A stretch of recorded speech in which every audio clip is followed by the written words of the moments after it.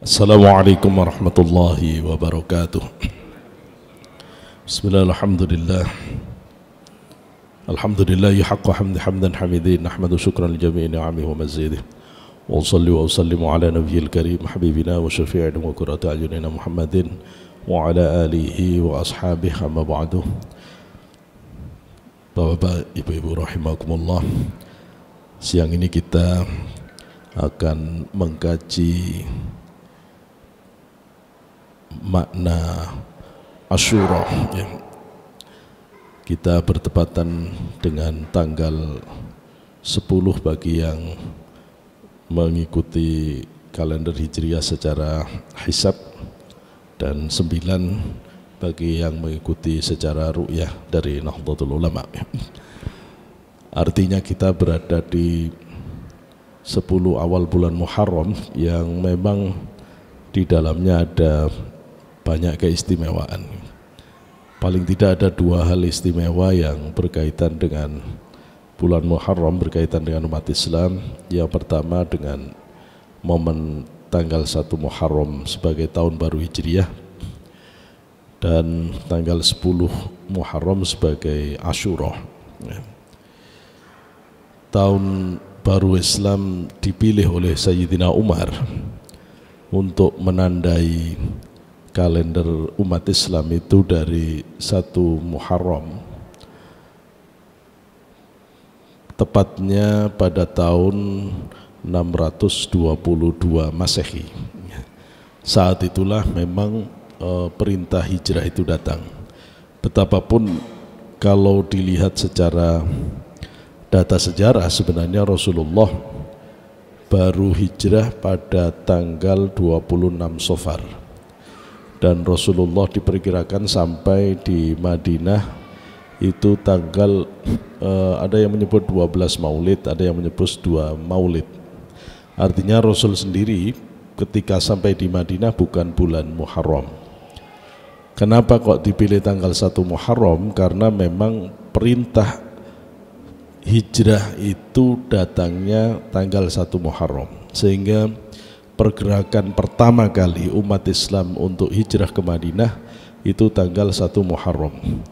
Memang Allah belum mengizinkan Rasulnya untuk hijrah, sehingga hijrah pertama kali dilakukan oleh para sahabat. Di antaranya Sayyidina Utsman, Sayyidina Hamzah, Sayyidina Zubair sudah berangkat lebih dahulu.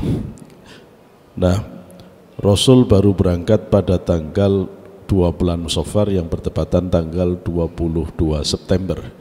Rasul sampai di Madinah tanggal 2 atau 12 Maulid bertepatan dengan tanggal 4 Oktober tahun 622 Masehi. Rasul membutuhkan perjalanan sekitar 14 hari untuk menempuh perjalanan dari Mekah ke Madinah dengan jarak 320 km. 320 km. Perjalanan yang penuh heroik ya, di mana momen ini dipilih oleh Sayyidina Umar karena inilah titik awal kebangkitan umat Islam. Inilah titik awal Rasulullah membentuk masyarakat yang civilized, masyarakat yang madani, yang sebelumnya di Makkah Rasul ditendas ya, banyak dianiaya orang-orang Islam, maka Rasul berpindah ke Madinah untuk menjemput harapan baru.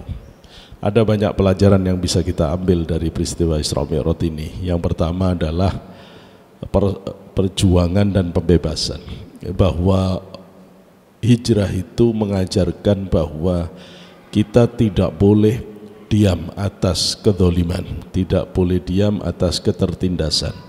Maka perjuangan untuk kemerdekaan, untuk pembebasan itu dicontohkan oleh Rasulullah. Betapapun harus menyingkir sementara waktu dari tanah airnya yakni Makkah untuk strategi mengalahkan orang-orang Makkah pada nantinya. Sayyidina Hamzah adalah jenderal perang yang ulung yang ketika mengetahui bahwa masyarakat Madinah memohon agar Rasulullah pindah ke Madinah, maka Sayyidina Hamzah lebih dulu datang dan menguji bagaimana kemampuan bertempur dan bertahan dari masyarakat Madinah, khususnya kaum Ansor. Setelah dilihat bagaimana teknik bertempurnya, menyerang dan bertahannya, barulah Hamzah memberikan rekomendasi kepada Rasulullah untuk bergerak ke Madinah, untuk pindah ke Madinah. Namun itu pun tidak dilakukan oleh Rasulullah sebelum mendapat perintah dari Allah Rasul untuk bergerak. Yang kedua, nilai yang harus kita tiru dari hijrah ini adalah momen di mana ketaatan sempurna itu dilakukan oleh Allah, oleh Rasulullah dan para sahabat-sahabatnya. Betapapun harus mengorbankan segala sesuatu, harus mengorbankan segala sesuatu. Dia korbankan apapun semata-mata untuk taat kepada Allah dan Rasulnya. Kemudian yang ketiga, nilai yang paling harus kita ambil adalah bahwa orang Islam tidak boleh kehilangan harapan. Rasul ketika di Makkah rasanya sudah tidak ada pintu untuk bisa bahagia, karena Rasul untuk terus ditindas, ya. Tetapi Madinah memberikan harapan-harapan baru. Maka karena itu siapapun yang dalam keadaan tidak mapan, tidak nyaman, maka bukan keadaan tersebut yang harus ditangisi, tetapi bagaimana cara menundukkan keadaan itu untuk bisa menjadi peluang yang bisa menghadirkan harapan-harapan baru, sebagaimana Rasulullah ajarkan dengan hijrah itu. Nah, hijrah memberikan itu semuanya, ya, sehingga kemudian Rasul bisa membentuk masyarakat yang madani. Yang perlu diketahui oleh kita adalah bahwa Rasulullah datang ke Madinah itu bukan sebagai umat yang mayoritas. Ini tidak banyak orang tahu. Rasul hadir di Madinah itu Islam sepertiga. 2/3 penduduk Madinah itu adalah Yahudi dan paganis, orang kafir. Sehingga Rasul harus membentuk kesepakatan-kesepakatan bersama, ya, untuk bisa hidup secara damai. Kesepakatan-kesepakatan itulah yang kemudian ditulis menjadi Shahifah Madinah, Piagam Madinah, satu-satunya konstitusi negara yang pertama kali ada di muka bumi. Karena itu para ahli tata negara modern mengatakan kalau orang mau jujur, negara pertama kali di muka bumi ini yang secara modern itu adalah negara Madinah, di mana 3 syarat negara Madinah itu ada. Pertama, ada teritorial wilayahnya, batas-batas Madinah. Kalau kita ingin tahu Madinah zaman Rasulullah itu, ya sekarang kurang lebih Masjidil Haram itu, Pak. Seluruh wilayah Masjidil Haram itu adalah Madinahnya Rasulullah dulu. Nah, kalau kita ingin tahu masjidnya Rasulullah, ya masjidnya Rasulullah yang bagian dalam saja, ya, yang bagian dalam saja, yang sekarang di karpet hijau itu, ya, yang kemudian disebut sebagai Raudhah.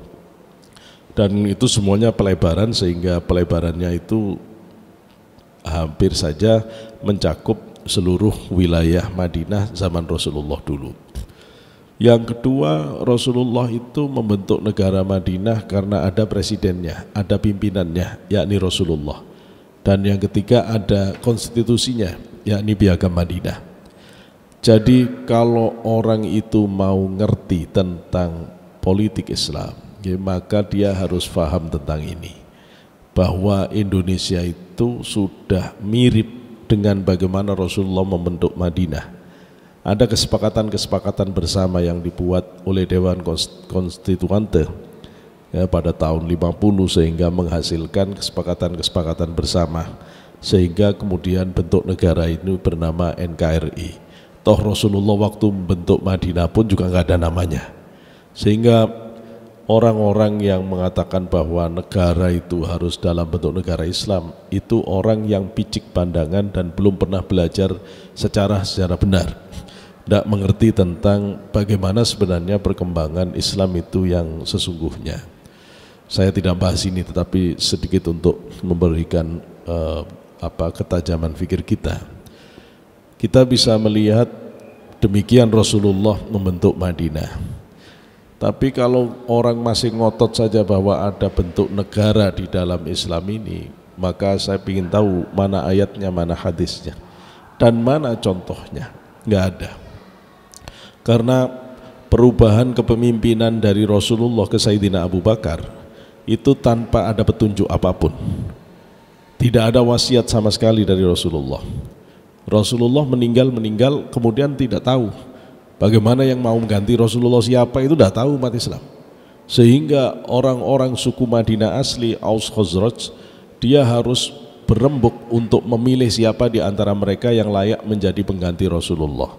Berita ini diketahui oleh sahabat Muhajirin, maka berangkatlah Sayyidina Umar, Sayyidina Abu Bakar dan satu lagi sahabat mewakili Muhajirin untuk mengingatkan kaum Ansor, jangan sekali-kali berani mengambil pimpinan selagi ada kaum Muhajirin. Karena Rasulullah selalu melebihkan kaum Muhajirin dari Ansor, karena lebih di dalam ilmu, lebih di dalam perjuangan, dan lebih di dalam persahabatan dengan Rasulullah. Maka kaum Ansor menerima, sehingga waktu itu terus siapa kalau begitu pengganti Rasulullah. Maka di antara tiga Muhajirin ini saling tunjuk. Dua orang nunjuk Abu Bakar, Umar dan temannya nunjuk Abu Bakar nunjuk Umar. Maka karena 2-1 akhirnya Abu Bakar lah yang ditunjuk sebagai pemimpin umat Islam pengganti Rasulullah. Kemudian dideklar, dibaiat oleh semua orang, menyatakan bahwa Abu Bakar adalah pimpinan umat Islam. Itulah sejarah khalifah pertama kali dipilih. Orang yang mau ngotot apa mau begini bentuk pimpinan, bentuk struktur negara kita, ya enggak begitu, enggak begitu. Nanti dari Abu Bakar ke Umar itu lebih seru lagi. Ketika Sayyidina Abu Bakar sudah merasa tua, Abu Bakar langsung mewariskan saja, pemimpin setelah aku adalah Umar, melalui penunjukan langsung. Apa iya sistem politik kita itu melalui penunjukan langsung begini? Kan ya enggak mungkin juga. Dari Umar ke Sayyidina Utsman ke Ali itu melalui Dewan Presidium. Ada 6 sahabat yang dianggap paling capable untuk mengganti Umar. 6 orang itu suruh musyawarah, suruh memilih di antara mereka siapa yang suaranya paling banyak, itulah yang ganti Umar. Suaranya draw, 3 ke Sayyidina Ali, 3 ke Sayyidina Utsman. Maka Sayyidina Umar memilih, meminta dialog kalau kita baca bukunya Abul Ala Al-Maududi. Maka di situ Sayyidina Umar menanyakan kepada Sayyidina Ali, mau enggak kamu melanjutkan apa-apa yang sudah aku putuskan? Ali menjawab, aku hanya akan berpedoman pada Quran hadis. Kemudian ditanyakan ini kepada Utsman, Utsman menjawab siap. Maka jawaban Utsman lebih enak. Maka Umar mengatakan Utsman dulu yang harus jadi khalifah, nanti baru dilanjutkan dengan Sayyidina Ali. Nah, pada saat kemudian Sayyidina Ali yang menjadi khalifah, Sayyidina Ali kita tahu akhirnya dibunuh oleh Ibnu Muljam. Ibnu Muljam seorang khawarij, orang yang hafal Quran, orang yang ahli sholat malam, ahli puasa siang, tapi akidahnya akidah Islam teroris, Islam kanan, Islam khawarij, Islam radikal. Inilah biang Islam radikal pertama yang akhirnya sampai hari ini pun kita bisa melihat sisa-sisa kelompok dari ideologi Islam radikal ini yang dulu pernah membunuh Sayyidina Ali. Kemudian setelah Sayyidina Ali, maka yang kepemimpinan Islam itu dipimpin oleh Muawiyah. Bentuknya sudah dinasti, sudah kerajaan. Jadi kalau kita mau melihat sistem politik dalam Islam, maka dia berubah-ubah. Di mana ada kemaslahatan, di mana ada kebaikan bagi umat Islam, maka bentuk negara itu tidak penting. Karena itu semua ulama founding fathers kita semua sudah bersepakat dengan bentuk negara kesatuan Republik Indonesia ini sebagai bentuk yang sudah final. Maka ulama NU, ulama Muhammadiyah sudah bersepakat untuk mendukung negara kesatuan Republik Indonesia ini. Hanya anak-anak yang kemudian baru belajar Islam, terus baru tahu ideologi dari luar Islam, kemudian belum belajar dalam tentang Islam, kemudian terpengaruh menganggap apa yang sudah kita temukan melalui perjuangan yang sangat panjang oleh para founding fathers ini sebagai sesuatu yang dibilang kurang islami lah, kurang syar'i, padahal dia sendiri yang kurang membaca. Nah, saya ingin masuk ke bulan ke Asyuranya, ke tanggal 10 Asyura. Kalau kita baca di dalam kitab Al-Ghunyah li Tharibi Thariqil Haq, Syekh Abdul Qadir Al-Jilani itu mengutip banyak hadis tentang keistimewaan tanggal 10 Asyura, ya.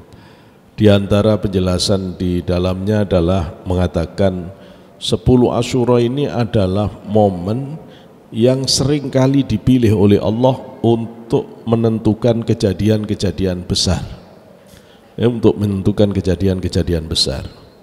Di antaranya adalah penciptaan langit bumi ini terjadi tanggal 10 Asyura, 10 Muharram.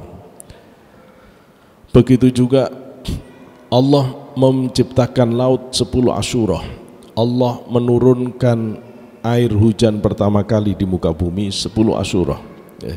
Maka kalau orang mau kelompok Greenpeace atau kelompok pencinta alam mau menyebut hari ulang tahun bumi, itu harusnya 10 Asyura, 10 Asyura. Begitu juga Nabi Ibrahim, Nabi Adam mendapatkan pengampunan Allah 10 Asyura. Nabi Adam diciptakan Allah 10 Asyura. Nabi Adam itu diturunkan ke muka bumi juga 10 Asyura. Ya, nanti begitu juga Nabi Nuh selamat dari badai, banjir badai itu 10 Asyura. Begitu juga Nabi Dawud mendapat pengampunan Allah 10 Asyura, ya. Cincinnya Nabi Sulaiman dikembalikan oleh Allah dari tipu daya setan 10 Asyura. Begitu juga Nabi Dawud diampuni kesalahannya oleh Allah, diterima taubatnya 10 Asyura. Sampai kisah Nabi Musa yang membelah Laut Merah itu terjadi 10 Asyura. Nabi Ayub diangkat dosanya juga 10 Asyura. Nabi Ibrahim itu dilahirkan 10 Asyura, kemudian dibakar, keluar, selesai pembakaran itu 10 Asyura, ya. Selesai dari pembakaran itu 10 Asyura. Nah, 10 Asyura ini menjadi momen yang istimewa. Bahkan ada penjelasan dari hadis yang dikutip oleh Syekh Abdul Qadir, bahkan kiamat itu nanti terjadi pada tanggal 10 Asyura. Cuma tahunnya yang nggak tahu kapan, cuma kalau tanggalnya 10 Asyura. Nah, di antara kejadian yang sekarang masih menjadi pelajaran kita, 10 Asyura ini adalah hari di mana cucu Rasulullah Husain dibantai di Karbala. Sehingga 10 Asyura itu sekarang diperingati oleh kelompok Syiah terutama untuk momen Karbala ini. Ya, kita bisa melihat bagaimana mereka merayakan 10 Asyura itu. Nah, sebagai orang ahlu sunnah wal jamaah, orang sunni, tentu kita tidak boleh kalah dalam hal kecintaan kepada keluarga Rasulullah. Walaupun kita tidak perlu berlebih-lebihan sampai dengan melukai diri dan seterusnya. Bagaimana yang terjadi sebenarnya? Kenapa Husain itu kok sampai dipenggal kepalanya, dibantai di Karbala, ya. Ini adalah berkaitan dengan akhir kekhilafahan Sayyidina Ali. Begitu Sayyidina Ali dibunuh, kemudian Hasan menggantikan. Sayyidina Ali itu dibunuh waktu sholat qobliyah subuh, ya, bangun dari sujudnya Sayyidina Ali terus dibacok pedang, ya, dibacok oleh kepalanya oleh Ibnu Muljam. Kemudian Sayyidina Ali mundur untuk mempersilahkan putranya Hasan untuk memimpin sholat. Kemudian Selesai sholat, Sayyidina Ali berada di pangkuan Hasan dan kemudian mengatakan bahwa Rasulullah dan istrinya Sayyidah Fatimah sudah menjemput, dan tidak lama kemudian Sayyidina Ali kemudian pulang ke hadirat Allah. Saat itu umat Islam memilih pengganti Sayyidina Ali adalah Hasan, sehingga Hasanlah sebenarnya khalifah yang sah. Nah, tapi di Syam, di Syria itu sudah ada Muawiyah yang mendeklar dirinya sebagai khalifah juga, ya, sebagai pimpinan umat Islam juga, sehingga pada saat itu ada dua kepemimpinan di dalam Islam, ya, ada yang mengikuti Muawiyah di Syria, di Syam, ada yang tunduk mengikuti kepada Hasan bin Ali yang memimpin di Madinah. Pada saat itu Muawiyah mendatangi Hasan. Muawiyah menyatakan kepada Hasan bahwa saya sudah tua, biarlah saya dulu yang memimpin umat Islam. Nanti setelah saya kamu yang akan jadi khalifah. Maka Hasan mengatakan, aku ini cucunya Rasulullah yang tidak ada kepingin apapun dalam hal duniawi. Kalau memang itu bisa membuat umat Islam bersatu, silahkan lakukan. Cuma adikku Husain ini orangnya tegas. Jadi Hasan dan Husain itu beda karakter, ya, Hasan itu lembut sekali, Husain itu tegas orang. Husain tegas. Karena itu kata Hasan, berikan dia hadiah untuk penang. Kalau sampai dia tahu saya melepaskan kekhalifahan, bisa jadi dia nggak setuju. Maka saat itu Muawiyah menjanjikan memberi 400 dinar. Ya. Ternyata setelah Muawiyah pulang ke Syria, Muawiyah berubah pikiran, ya, karena dipengaruhi oleh para penasehat-penasehatnya. Uang 400 dinar tidak pernah, 400.000 dinar tidak pernah diberikan kepada Husain, dan Muawiyah mengingkari. Ketika dia sudah tua, yang diangkat anaknya sendiri yang bernama Yazid bin Muawiyah. Dalam pembacaan sejarah yang mayoritas kita baca, Yazid ini temperamennya buruk sekali, ya. Bahkan ada yang menyebut dia sering melakukan dosa-dosa, minuman keras dan seterusnya. Nah, karena itu banyak sekali putra-putra sahabat yang tidak mau mengakui, termasuk Muhammad bin Abu Bakar, putranya Abu Bakar tidak mau mengakui kepemimpinan Yazid, sehingga dia dipukul pada saat berada di sebelah Ka'bah dan sampai darahnya mengenai Ka'bah. Pada saat itu Hasan tentu tidak bisa menerima, begitu juga keluarga Rasulullah. Nah, pada saat itulah kemudian Hasan diracun terus-menerus, hingga akhirnya satu hari racun itu sangat hebat, membuat Hasan roboh. Dan pada saat Hasan roboh, Hasan di pangkuan Husain, Husain menyatakan tidak tega ngelihat abangnya yang sedang menderita kena racun yang sangat hebat. Hasan mengatakan, Husain, ini kayaknya racun ini sangat hebat sampai menghancurkan jantung saya. Rasanya jantung saya sudah pecah. Kemudian Hasan mengatakan, Husain mengatakan, apa kamu tahu siapa yang melakukan ini semuanya? Hasan mengatakan, aku insya Allah tahu orangnya, karena sudah sering diracun, tidak cuma sekali. Kemudian tunjukkan padaku siapa dia. Kata Hasan, aku tidak akan tunjukkan. Kenapa? Kata Hasan, seandainya aku katakan dan ternyata aku salah, ya, mau kamu apakan orang itu? Mau aku bunuh? Maka kalau aku tunjukkan dan ternyata aku salah, maka kamu telah membunuh orang yang salah. Dan seandainya aku katakan dan ternyata aku benar, aku lebih percaya Allah yang menyelesaikan urusanku daripada adikku sendiri. maka tidak diberitahu. Meninggal Hasan. Pada saat Hasan meninggal tentu keadaan semakin tidak kondusif. Keluarga Rasul tidak menerima kepemimpinan Yazid bin Muawiyah. Maka pada saat itulah orang-orang Syiah di Kufah, di daerah Irak, itu mengirim surat banyak sekali, bahkan ada yang menyebut ribuan, kepada Husain untuk meminta Husain supaya memimpin mereka di Kufah. Kita tahu bahwa Sayyidina Ali itu adalah memindahkan ibu kota negara dari Madinah ke Kufah, memindahkan ibu kota negara di Kufah, dan beliau meninggal juga di Kufah. Maka Husain mempertimbangkan itu semuanya.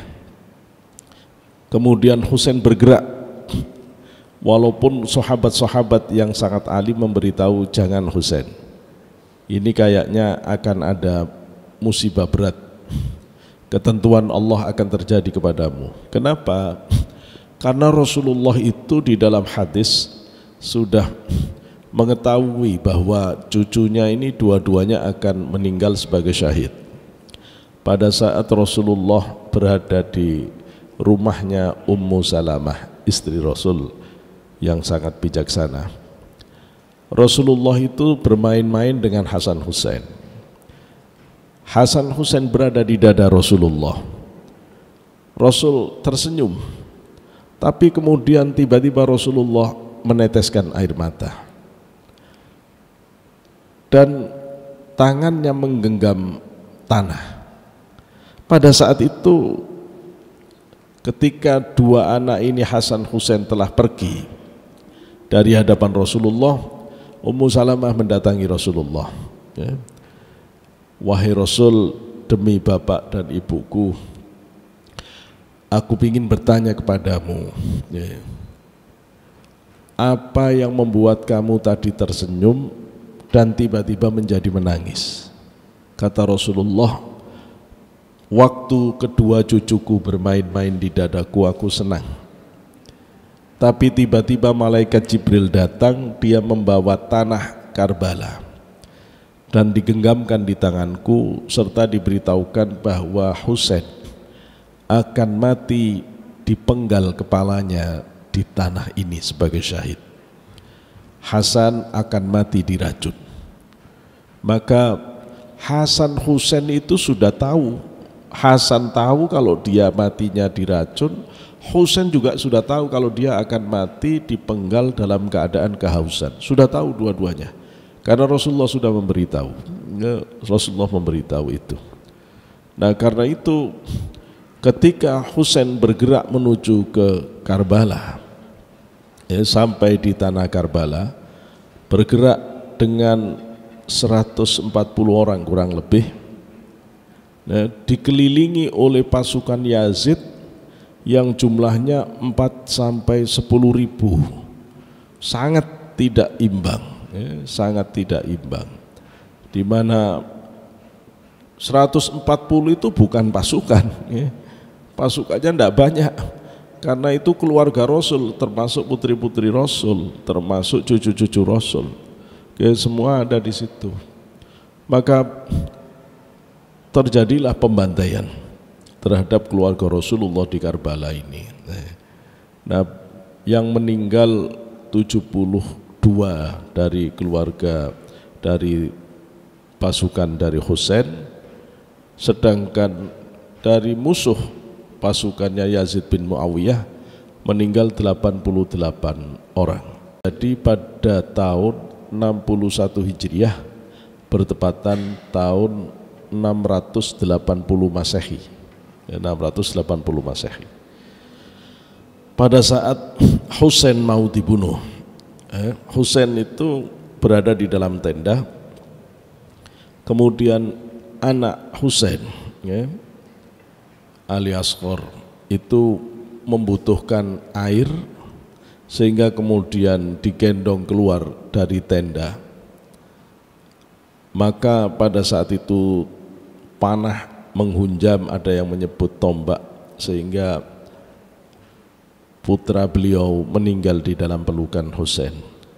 Dan Husain pun terkena panah di tenggorokannya, sehingga ketika dicabut tenggorokannya pun ikut keluar ya. Husain jatuh, kemudian Al-Guju dari Yazid bin Muawiyah datang ya, menendang-nendang Husain, termasuk kepalanya ditendang-tendang. Husain mengatakan, takutlah kamu kepada Allah dan Rasulnya, sesungguhnya aku ini adalah cucu Rasulullah. Apa kamu tidak takut? Orang itu mengatakan, tidak penting kamu siapa, aku sudah mau dijanjikan menjadi gubernur kalau bisa membunuh kamu. Ini politik Pak ya, ini politik. Orang Islam itu kadang-kadang kalau sudah urusan jabatan, urusan kekuasaan, urusan materi, itu lupa agamanya ya. Jangankan kiai ya, cucunya Rasulullah aja dibantai gitu ya. Sebegitu bahayanya urusan-urusan jabatan itu kalau orang tidak benar-benar belajar menenangkan hatinya, menguatkan hatinya untuk tidak rakus terhadap persoalan duniawi ini.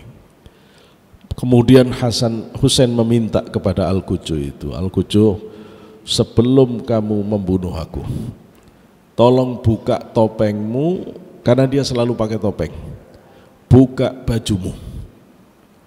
Begitu dibuka bajunya, dibuka topengnya, Husain langsung mengatakan, benarlah mbahku Rasulullah Muhammad SAW yang mengatakan bahwa orang yang nanti akan membunuhku adalah orang yang mukanya sangat buruk, antara anjing dan babi.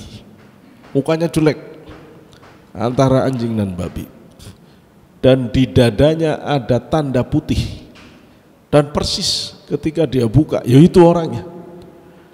Maka Husain ditebas dari arah depan, tidak kena, karena lisan Husain adalah tempat Rasulullah menyayangi cucunya, sehingga kemudian ditengkurapkan, barulah kemudian ditebas lehernya.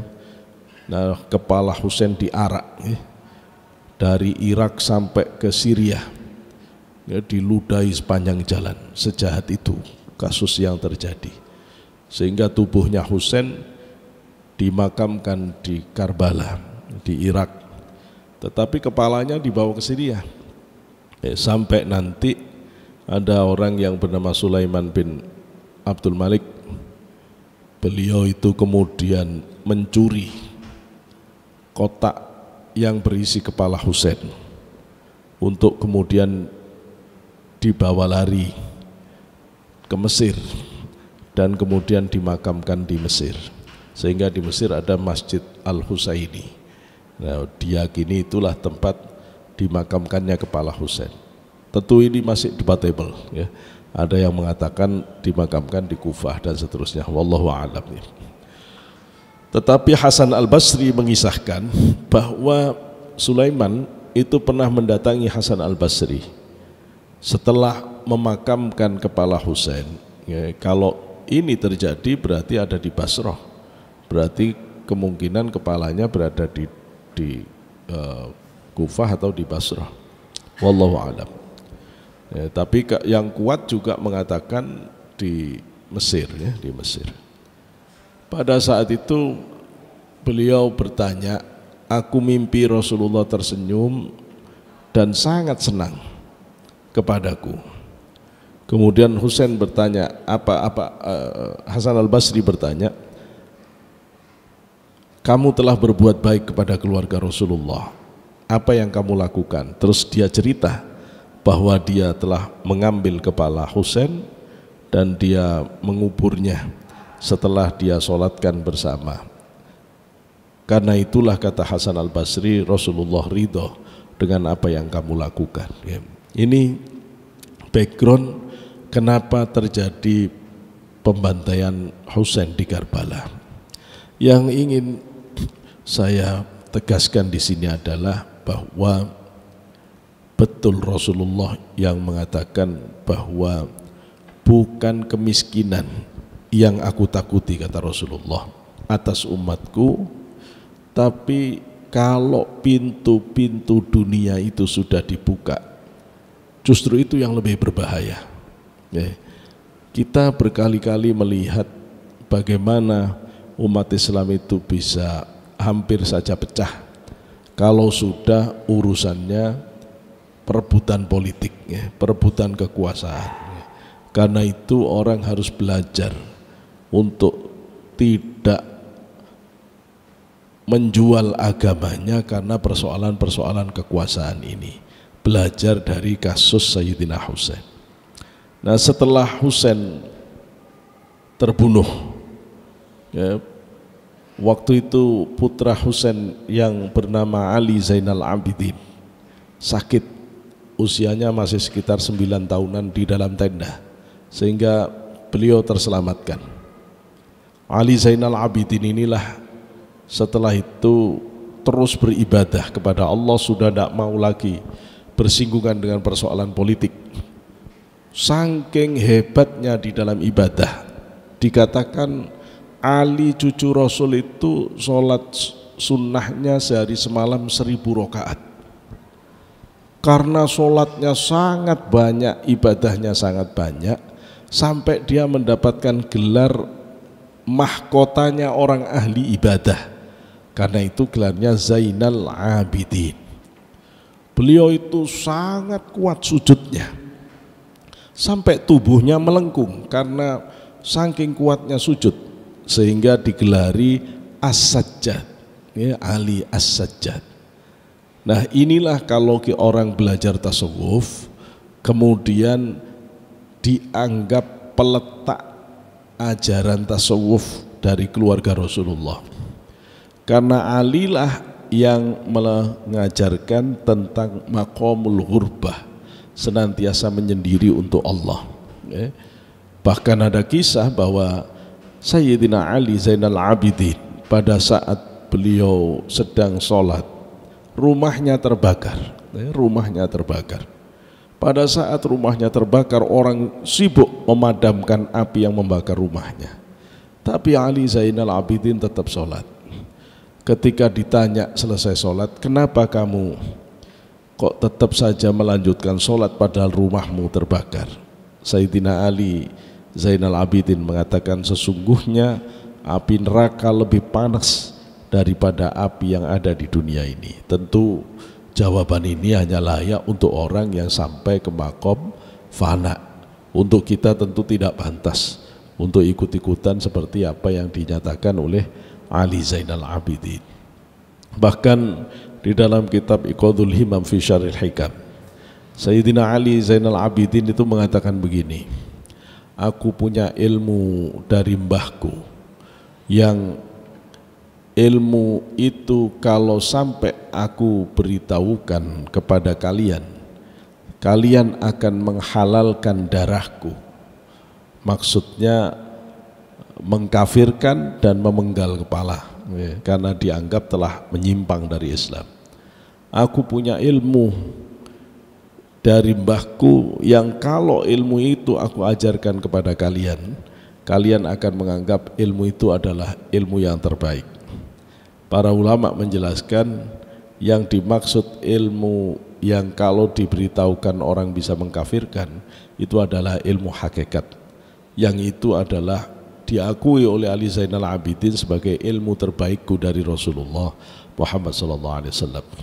Maka Ali Zainal Abidin inilah nanti yang menjadi rujukan utama di dalam ajaran-ajaran tasawuf. Nanti dari Ali Zainal Abidin dilanjutkan kepada putranya Sayyid Muhammad Baqir, Sayyid Muhammad Baqir dilanjutkan kepada Imam Ja'far Shadiq, Imam Ja'far Shadiq dilanjutkan kepada Musa Al-Kadhim, Musa Al-Kadhim dilanjutkan kepada Sayyid Ali Ridho, Sayyid Ali Ridho nanti dilanjutkan diantaranya kepada salah satu anak angkatnya, Ma'ruf Al-Karhi, Ma'ruf Al-Karhi, yang ini semuanya nanti dikenal sebagai pendahulu para sufi-sufi besar yang ada di zaman tabi'in dan tabi'it tabi'in.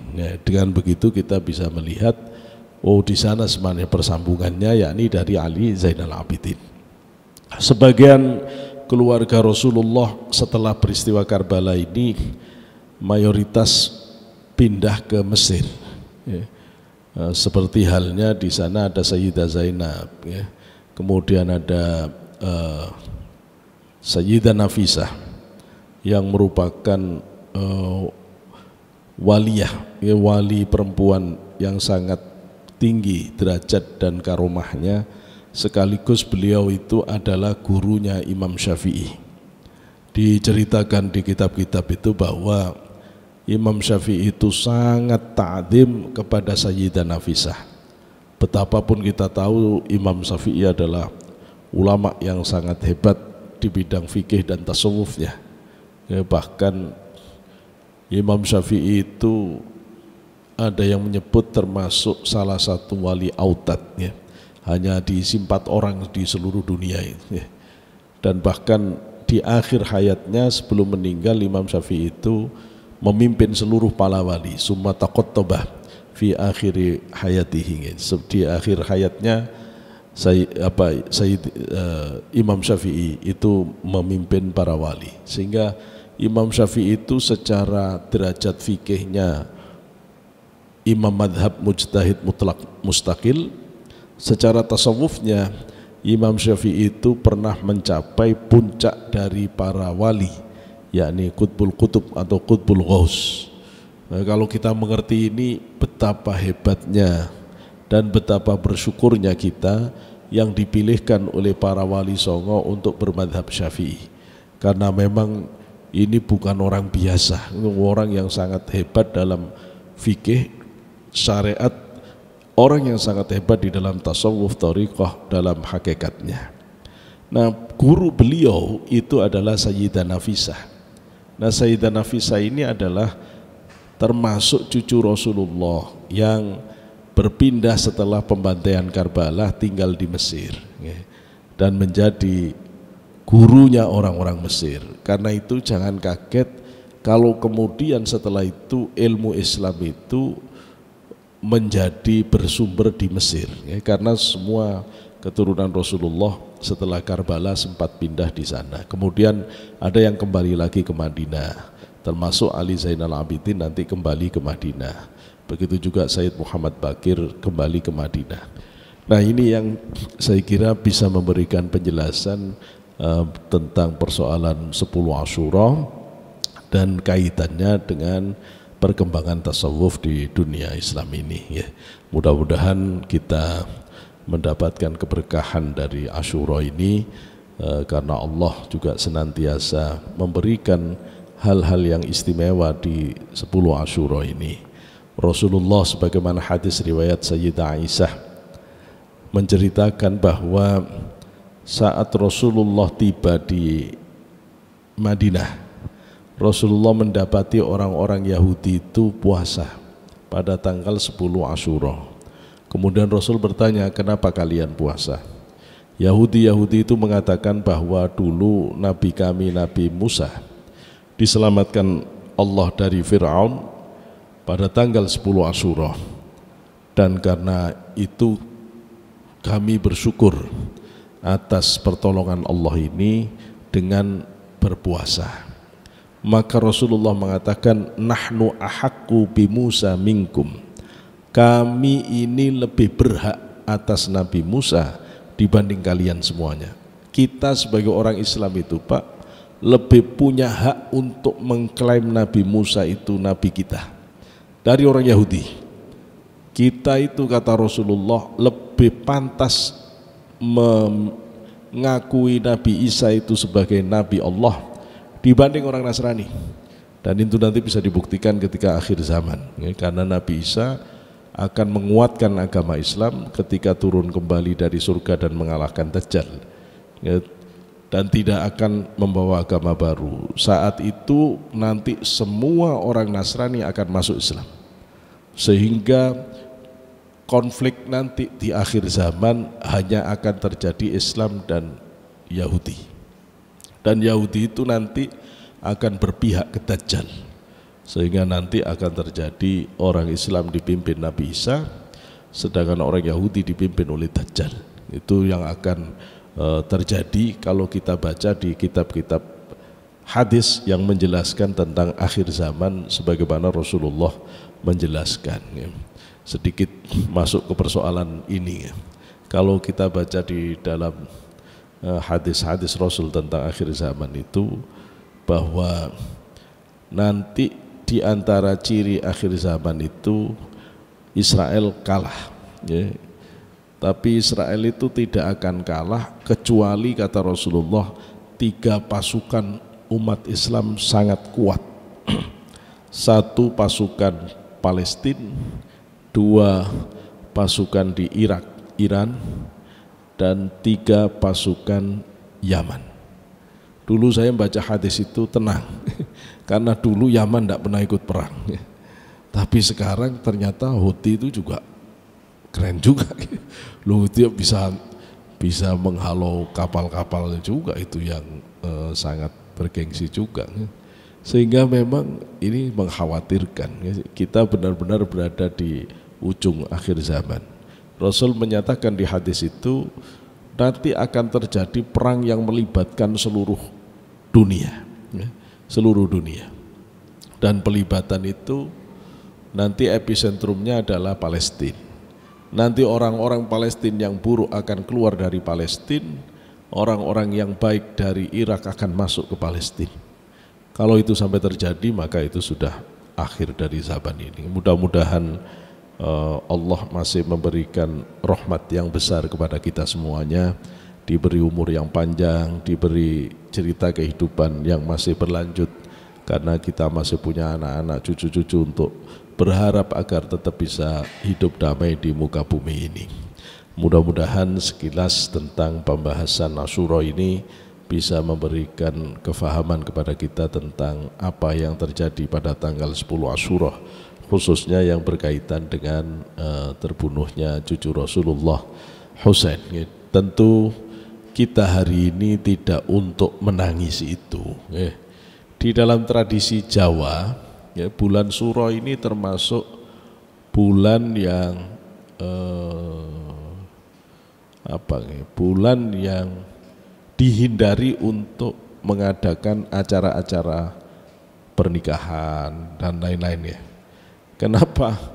Ya karena sebenarnya tidak ada larangan, ya, tidak ada larangan, sehingga sekarang sudah mulai banyak yang berani mengadakan acara pernikahan di bulan Syuro. Sebenarnya juga ada dalil Quran yang melarang, tidak ada hadis yang melarang juga tidak ada. Kenapa dulu orang-orang Jawa terutama itu saking menjiwainya peristiwa pembantaian Husain di Karbala yang terjadi pada bulan Syuro ini, pada bulan Muharram ini, sampai tidak mau bahagia di bulan ini, gitu loh. Saking kepinginnya untuk terlibat di dalam suasana duka Husain pada Asyura ini, sehingga orang-orang Jawa itu nggak usah selamatan dulu, nggak usah nikahan dulu, sehingga bulan ini menjadi bulan yang dijauhi untuk mengadakan perayaan-perayaan seperti itu. Maka kalau ditanya secara tasawuf gak ada masalah, ya. Apalagi secara hukum syariat tidak ada masalah, karena itu hanya berkaitan dengan persoalan itu saja, yang lain tidak ada masalah. Maka kalau orang mau melaksanakan, ya monggo saja, tidak ada masalah di situ. Saya kira ini yang bisa disampaikan untuk ngaji kita hari ini. Mudah-mudahan Allah menjadikan sebagai ilmu yang manfaat fi dini wa dunya wal akhirah. Kita berdoa bersama. Al-Fatihah ila hadratin Nabi Mustafa sallallahu alaihi wasallam wa ala alihi wa sahbihi wa dzurriyyatihi min ba'di wasbil kiram syaulillahi lahumul Fatihah. Bismillahirrahmanirrahim. Ar-Rahmanir Rahim maliki yaumiddin iyyaka nasta'in ihdinas mustaqim. Hamdan yuwafi ni'amahu yukafi mazidah. Rabbana lakal hamdu kama yanbaghi li jalalika al-karim wa 'azimi sultanika. Allahumma shalli ala sayyidina Muhammad wa ala sayyidina Muhammad. Alhamdulillahirabbil alamin. اللهم انفعنا بما علمتنا وعلمنا ما ينفعنا واجعلنا من المخلصين وزدنا علما نافعا وعملا متقبلا ورزقا حلالا طيبا مباركا وصحي أجسادنا سلمنا من كل من نصيب وسلم قدر الأمراض والأسقام ربنا آتنا في الدنيا حسنة وفي الآخرة حسنة وقنا عذاب النار سبحان ربك رب العزة عما يصفون وسلام على المرسلين والحمد لله رب العالمين وآخرا بالله التوفيق والهداية والرضا والعناية والعفو منكم. السلام عليكم ورحمة الله وبركاته.